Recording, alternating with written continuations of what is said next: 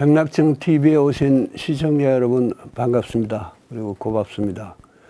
오늘 저하고 공부길을 함께 걸으실 분은 만화가이자 보현 TV 유튜브로 활동하시는 이보현 작가입니다. 유튜브계 저의 대선배이시기도 하고요. 잠깐 자기소개를 해주시는데, 제가 알기로는 보현님은 본명도 보현이고 호도 보현인 걸로 아는데, 그것도 조금 설명을 해주시고요. 네. 네, 안녕하세요. 만화가 보현입니다. 저는 그동안 도올 김용옥 선생님의 논어 한글 역주를 비롯해서 맹자와 중용 대하까지 총 10권을 만화로 옮겼는데요. 처음 만화 작업을 시작할 때 도올 김용옥 선생님께서 보현이라는 이름은 좋은데 뜻이 좀 어렵다고 하셔서 널리 세상에 지혜를 알리라는 의미로 보현보살의 보현을 이름으로 주셔서 필명으로 쓰고 있습니다.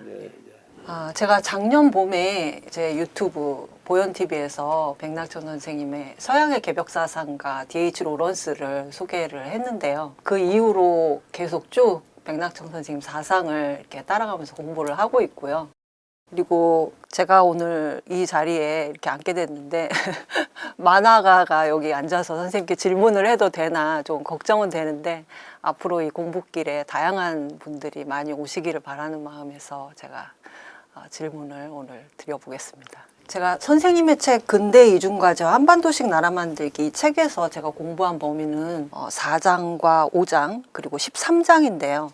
이 세 장이 쓰여진 시기는 다 다른데 공통점이 하나 있더라고요. 세 장에 모두 김종철이라는 분이 등장을 하는데, 특히 제 5장에 고 김종철과 나라는 부분에 두 분의 특별한 인연이 소개되고 있는데, 왜 이렇게 선생님이 근대 이중과제론에 김종철이라는 분이 굉장히 중요한 인물로 등장하시는지 설명을 좀 부탁드립니다.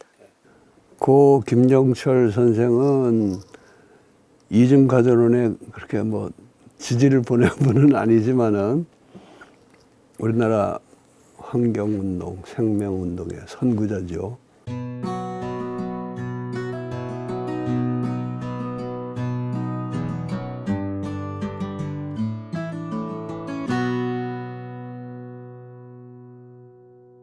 방금 말씀하신 지금 제5장으로 들어가 있는 고 김종철과 나의 자세하게 설명이 되어 있습니다.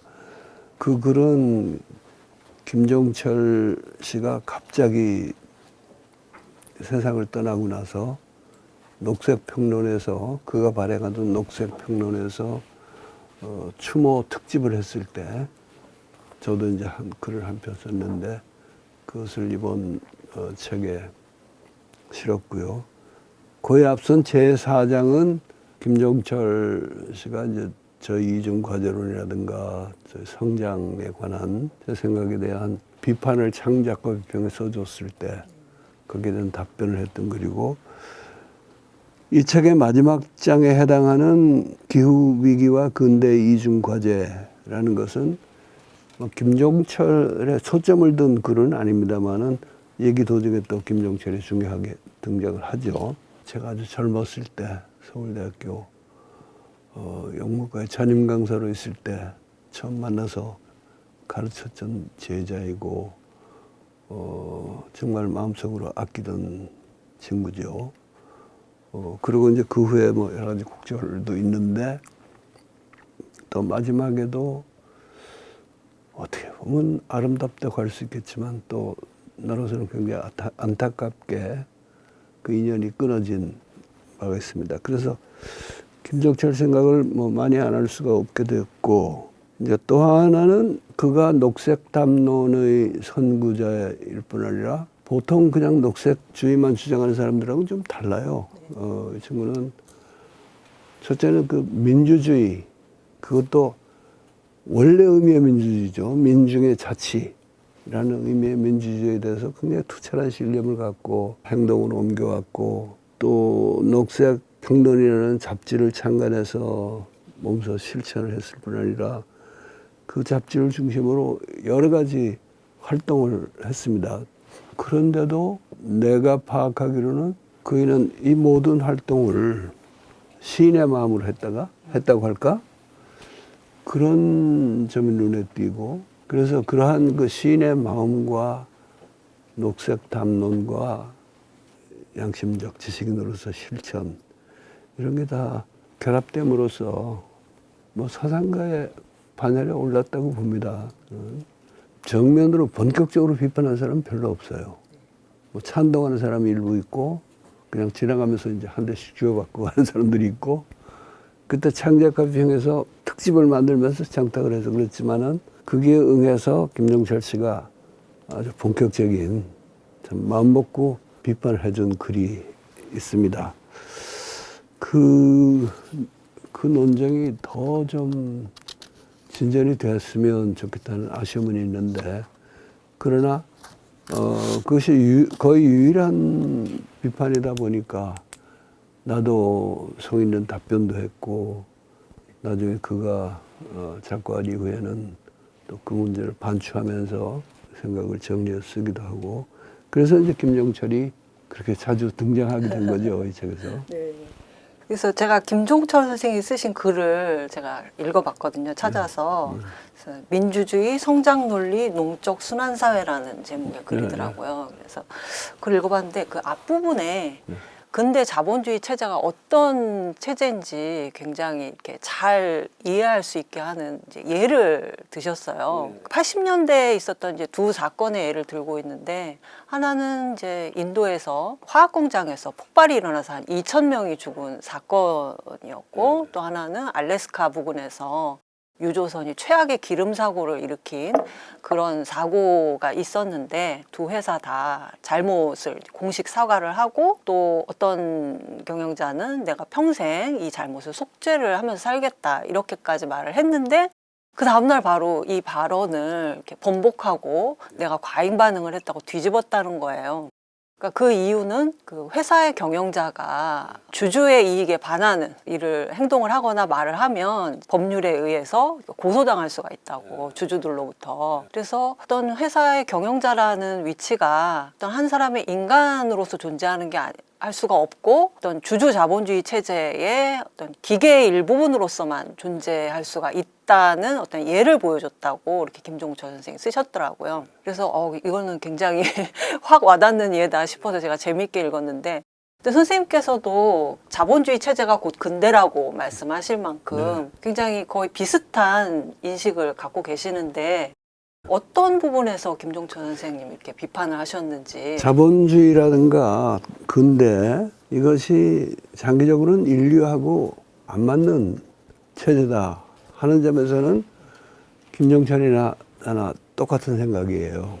알래스카 석유 유출 때, 기름 유출 때 경영자의 처신, 불가피한 처신을 보더라도 자본주의가 참 나쁜 체제일 뿐 아니라 사실은 굉장히 이게 무서운 체제라는 것을 실감할 수 있죠. 이제 그 대목에 대해서는 나중에 조금 더 얘기가 나오겠습니다만은, 그래서 원론적인 차원에서는 김종철이나 나하고 똑같은데, 김종철은 또 그런 표현을 썼죠. 근대 문명의 근본 문제는 그것이 순환의 법칙 속에서 돌아가는 세계 속에서 끊임없이 직선적인 진보를 추구하도록 강요하는 메커니즘에 종속된 시스템이라는 것. 그리고 이 근본적 모순이 해결되지 않는 한 자본주의의 종언은 필연적이고, 자본주의보다 세상의 종말에 먼저 닥칠 가능성이 크다. 자본주의의 종언이 필연적이다 그러면은 세상이 끝나기 전에 자본주의는 반드시 끝나게 되어 있다는 뜻인데, 요즘 점점 그게 좀 의심스러워지잖아요. 이게 자본주의가 먼저 끝나려는 건지, 세상이 끝나면서 자본주의, 반자본주의 뭐 다 한꺼번에 다 종말을 구하게 될지, 세상이 망하지 않는 상태에서 자본주의를 어떻게 끝내고 더 나은 세계체제로 이행할 것인가, 어떻게 라는 문제에 대해서 내가 보기에는 김종철 씨가 좀 구체적인 생각이 부족하지 않았나 하는 거고, 그래서 이제 이런저런 내 나름의 해법을 제시하면은 김종철 보기에는 저게 이제 근본적으로 타협주의적인 발상이다 해가지고 다시 비판을 하고 이제 그런 상황이 벌어져서 이제 우리 사회에 견해 차이가 생긴 건데 내가 지적한 것 중에 하나는 차원의 혼동이라는 문제가 있어요. 그 이 글에 대해서 내가 반박한 제4장 거기서 나오는 얘기인데 차원의 혼동이라는 거는 자본주의는 이건 반드시 끝내야 되고 인류가 그걸 극복하고 다른 체제로 이행해야 된다 하는 것은 전 세계 차원에서의 원론적인 이야기고 그걸 해나가는 과정에서 각 지역마다 시기마다 다른 상황이 벌어지는데 거기에 어떻게 잘 대응해서 그런 그 원칙을 관철시킬 건가 하는 거는 좀 다른 차원의 문제인데 내가 그 다른 차원의 문제를 얘기하면은 김종철 선생은 그 원론적인 문제에 대한 나의 신뢰감이 부족하다 하는 뜻을 해석해서 차원의 혼동이 있다 하는 얘기를 했고 또 하나 내가 지적한 것은 왜 우리나라에서는 그 환경 운동하기도 그렇고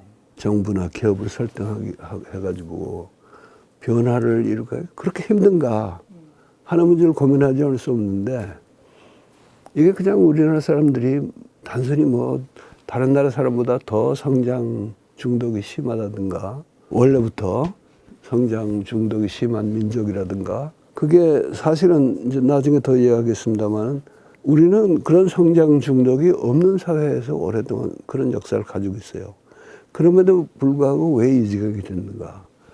그걸 설명하자 그러면은 역시 이 분단이라는 문제를 고민하지 않을 수 없고 이 분단이 체제화돼 가지고 우리의 사고와 행동을 속속들이 지배하고 있다는 이 문제를 대면해야 되는데 이제 내 식으로 표현해서 그게 분단 체제론인데 분단 체제론에 대한 인식이 좀 부족하지 않나 이런 점도 내가 지적을 했어요. 근데 그 문제도 제대로 논의는 못 해본 셈이죠. 김종철 선생뿐만이 아니라 그 녹색 담론이나 생태주의에서 그 하는 그 반자본주의 주장이 굉장히 요즘은 좀 쏙쏙 와닿는다고 할까요? 네. 막스주의 같은 경우에는 뭐 생산력과 생산 수단이 어떻고 해서 이론이 굉장히 복잡하잖아요. 근데 이거는 지구의 문제와 그 어떤 경제적 불평등 같은 삶의 문제를 악화시켜 온 게 주범이 자본주의의 경제 성장주의다. 이렇게 얘기를 하니까 굉장히 명확하고 그렇게 급진적이라는 생각은 안 드는데. 네, 그게 사실은 그게 김종철 씨의 업적에 속한다고 할 수 있어요.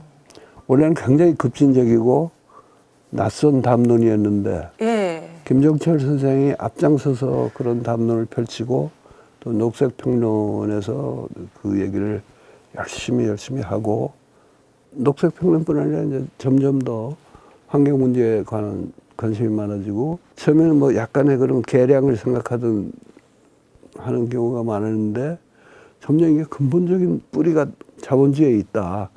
자본주의의 그 끊임없는 성장에 있다 하는 걸 알게 돼가지고 이제는 자본주의와는 다른 성장하지 않는 사회, 탈성장이라고 그러지 않습니까? 거기까지 안 가고는 이게 근본적인 해결이 없다 하는 게 지금 이제 거의 상식화 됐어요. 특히 코로나 이후에 또 기후위기와 관련해서 더 확 와닿는 시기가 된 것 같아요. 그러니까 코로나도 이게 다 환경문제하고 직결된 것이고 그렇죠. 기후위기도 근련에 와서는 정말 이게 장난이 아니잖아요. 피부로 많이 느껴지고. 누구나 느끼니까. 그래서 이제 그런 점에서는 지금 보현님 말씀대로 별로 라디칼하지 않고 하나의 상식처럼 문제는 그럼 어떻게 할 거냐. 네? 탈성장해야 살겠다. 그런다고 해서 탈성장이 곧 되는 것도 아니고 또 탈성장 하다 보면은 또 여러 가지 새로운 문제에 부닥치잖아요. 그래서 내가 주장한 게 소위 적당한 성장 또는 그걸 이제 수세적인 성장, 방어적인 성장 이런 표현도 했습니다. 근데 적당한 성장이란 말 쓰면은 그냥 적당히 대충 성장하자 하는 걸로 들려가지고 나하고 동갑인 분들도 그 말을 쓰길 꺼려해요. 적정성장 이렇게 바꿔서 쓰기도 하는데 나는 그렇게 되면은 오히려 더 혼란이 생긴다고 봅니다.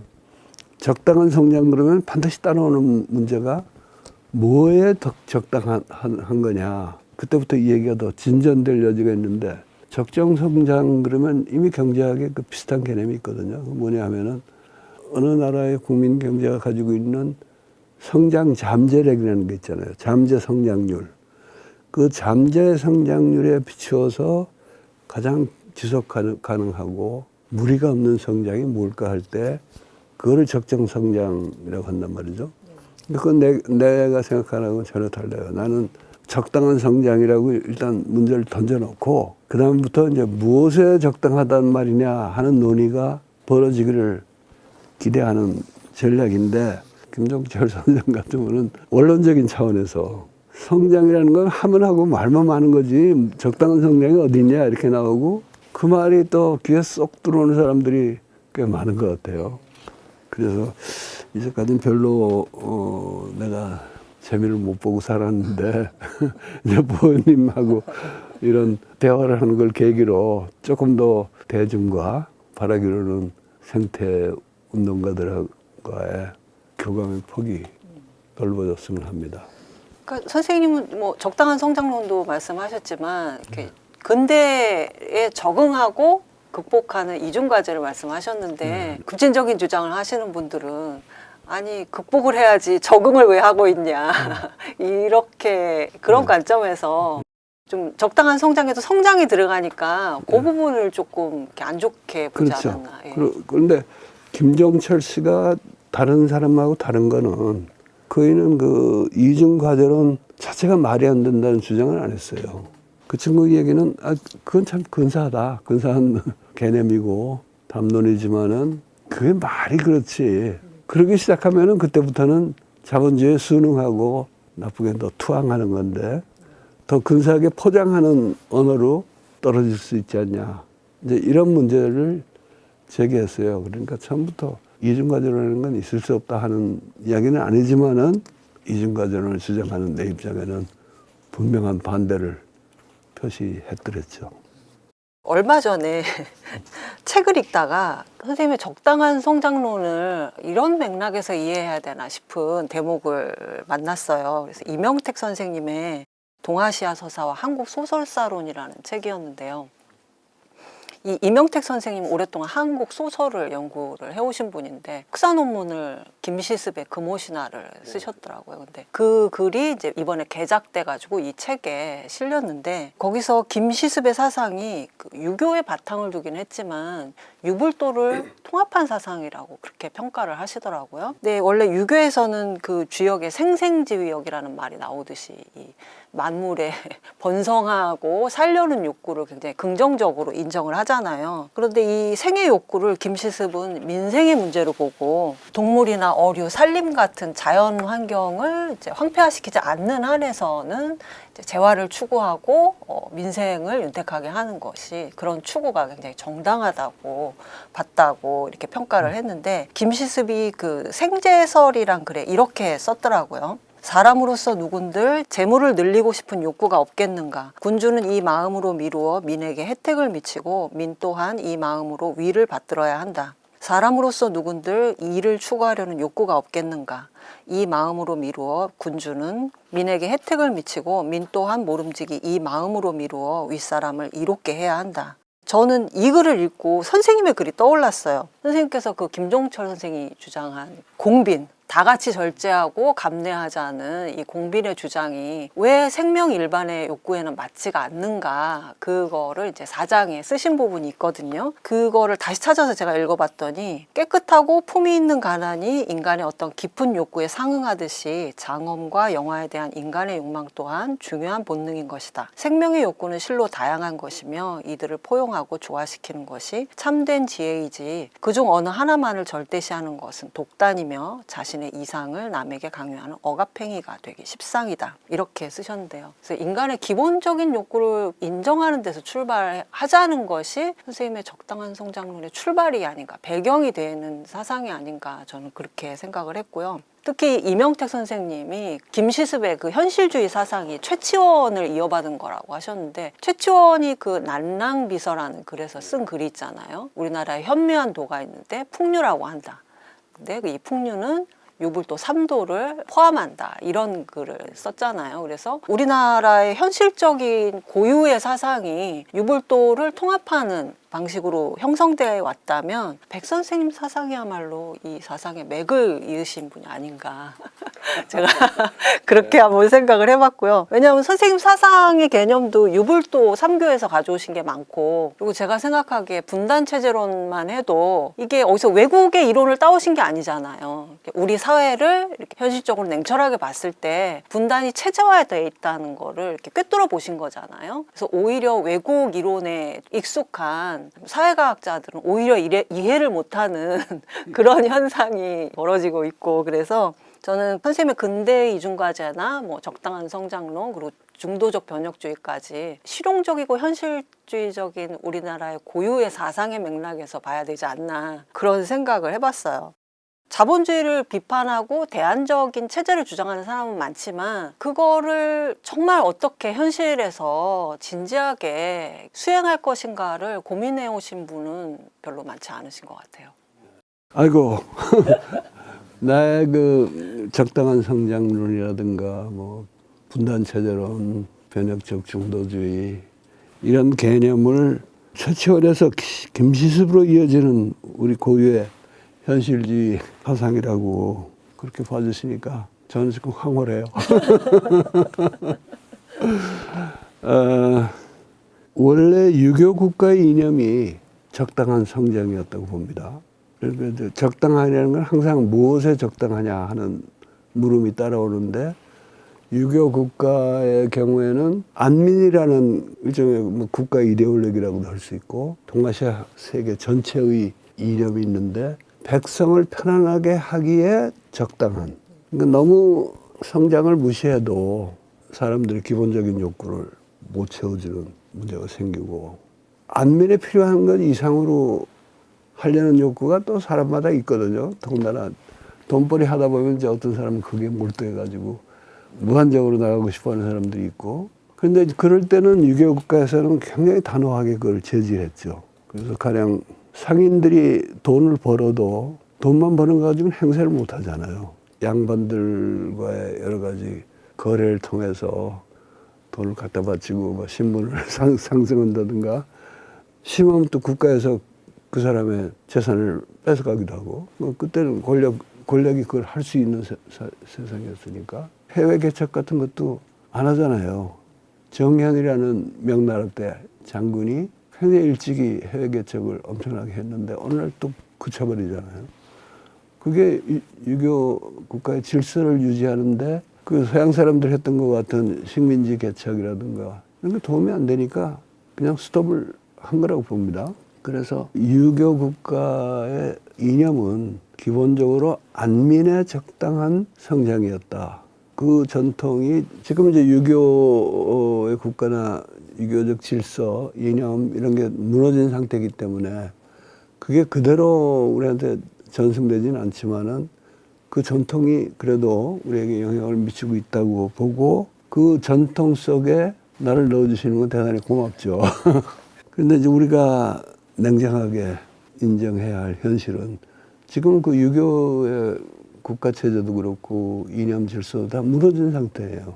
그 대신에 무한한 경쟁, 무한한 성장, 또 무한한 이윤 추구 이런 것이 체제의 원리로 되어 있는 자본주의 사회에 이미 들어와 있단 말이에요.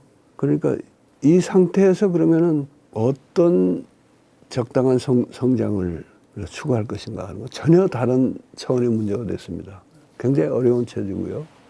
그 내가 앞서서 생태주의나 이거 하는 분들이 자본주의 나쁜 거는 아는데 이게 얼마나 무서운지는 충분히 모르시는 분이 많은 것 같다고 했는데, 이게 한번 이 자본주의에 포획이 되어놓고 나면은 기름 해운 회사의 CEO도 그렇지만은 자기 양심으로 봐서 이거 좀 잘못됐다 이러고 싶어도 할 수 없는 거고, 거의 모든 사람이 다 그래요. 물론 개인적으로 뛰어난 사람, 뼈리 뜻을 세운 사람들은 여기서 이탈할 수 있지만 대부분의 사람들은 백무산 시인의 표현대로 내릴 수 없는 열차에 올라타고 있는 거예요. 그리고 가만히 열차를 타고 가는 데까지 가다 보면 다 죽는다는 거 알아도 마음대로 내릴 수 없게 돼 있는 그것이 이 체제의 무서운 체제입니다, 이게. 그러면 이런 체제에서 그럼 무엇이 이거와는 다른 체제를 만들기 위해서 해야 할 일이 무엇인가? 성장을 완전히 포기한다는 것은 그야말로 그 차에서 뛰어내리는 거랑 비슷한 얘기인데 그런 게 아니면은 그래도 적당한 성장이라는 걸 하는데 그 적당한의 기준은 장기적으로 이 체제를 우리가 극복하는 데 도움이 되는 적당한 성장이 뭔가 이걸 고민해야 되는 거죠.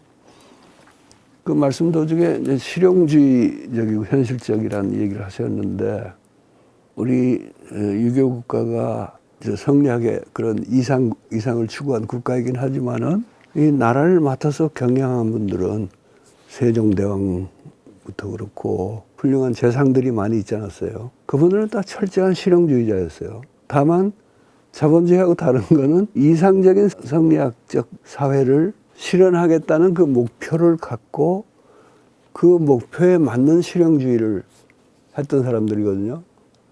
그래서 실용주의 그러면은 요즘은 사실 실용주의가 이명박 같은 사람이 이제 대표적인 실용주의자잖아요. 근데 결국 자기 사익 추구하고 돈을 망가뜨리고 그런 결과를 가져왔는데 그런 실용주의가 아니고 정말 인간이 꿈꾸는 새로운 세상을 이루어가는 실용주의. 이거 우리가 고민해야 할 문제라고 봅니다. 얘기 나온 김에 한 가지만 더 얘기할게요. 보통 실용주의의 반대로 이상주의를 얘기하는데요. 이상주의라는 것은 별로 좋지 않은 의미의 실용주의하고는 이게 표리관계에 있다고 봅니다. 꿈을 갖고 그 꿈의 실현을 위한 실용주의라는 표현을 나는 선호하는데 꿈하고 이상하고가 다르잖아요. 꿈이라는 거는 우리가 밤에 잠에서 꾸더라도 내가 꾸고 싶다고 해서 꾸는 게 아니고 꾸어져야지 그 꿈 아닙니까? 그러니까 생시의 꿈도 사실은 뭔가 내 속에서 우러나는 게 꿈이고 이상이라는 거는 내가 머릿속에서 이걸 목표로 삼고 나가야 된다 하고서 정해놓고 하는 것이기 때문에 앞서 그 인용하신 데 그래서 얘기했지만은 자칫하면 억압적이 되고 나의 어떤 내가 두뇌적으로 설정한 목표를 남에게 강요하는 일이 될 수 있고 그래서 이상주의라는 말은 살아가면서 자연스럽게 우러나는 그 꿈하고를 구별해서 후자 꿈에 합당한 실용주의를 하는 훈련을 좀 많이 해야 될 것 같아요.